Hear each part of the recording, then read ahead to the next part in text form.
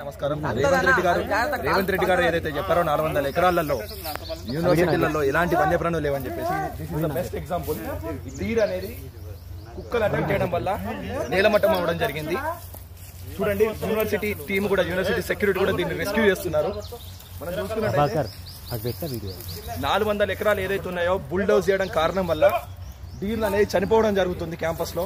ఆ 400 ఎకరాల్లో ఉండాల్సిన డీర్స్ స్టూడెంట్స్ ఉన్న ప్లేస్ లోకి రావడం వల్ల క్యాంపస్ లో ఉన్న డాగ్స్ వాటిని అటాక్ చేస్తున్నాయి. దానివల్ల ఈ నేలమట్టం అవ్వడం జరిగింది.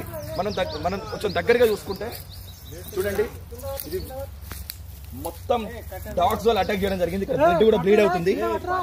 యూనివర్సిటీ సెక్యూరిటీ కూడా దీన్ని రెస్క్యూ చేస్తున్నారు. అసత్య ప్రచారాలు చేసి తెలంగాణ ప్రజల్ని మోసం చేసిన రేవంత్ రెడ్డి చూడు ఎట్లా జరిగిందో. డీర్ మనం డైరెక్ట్ గా విట్నెస్ చేయొచ్చు. అసెంబ్లీ సాక్షిగా ముఖ్యమంత్రి గారికి ఇలాంటి జింకలు కనబడతలేవు. యూనివర్సిటీ ఆఫ్ హైదరాబాద్ 400 ఎకరాల ఆ భూమిని బుల్డోజ్ చేయడం కారణంగా ఆ జింకలు ఎక్కడ పోవాలో తెలియక యూనివర్సిటీ విద్యార్థులు ఉండే హాస్టల్ దగ్గర తిరుగుతూ ఉంటే ఆ కుక్కలు అటాక్ అయ్యాయి. కుక్కలు. అందరికీ నమస్కారం. మనం చూస్తున్నట్టయితే యూనివర్సిటీ ఆఫ్ హైదరాబాద్ లో మళ్ళీ ఒక జింక ప్రాణాపాయ స్థితిలో ఉన్నది. డాగ్స్ అటాక్ చేయడం కారణం వల్ల జింక అనేది ప్రాణాపాయ స్థితిలో ఉంది. యూనివర్సిటీ టీం కూడా దీన్ని రెస్క్యూ చేస్తున్నారు. Just because of bulldozing the forest. 400 ఎకరాలు ఏదైతే బుల్డోజ్ చేశారో దాని కారణంగానే జింక అనేది ప్రాణాపాయ స్థితిలో ఉన్నది.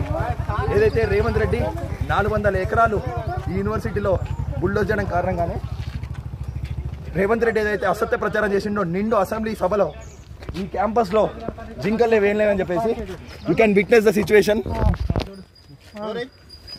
యూనివర్సిటీ టీం కూడా దీన్ని రెస్క్యూ చేశారు.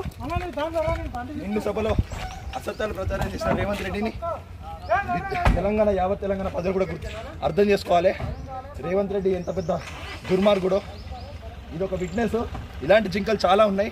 దీనికి ఏ జింకలు చనిపోయినా కూడా దానికి కారణం కాంగ్రెస్ ప్రభుత్వం, రేవంత్ రెడ్డి మాత్రమే బాధ్యత వహించాలి.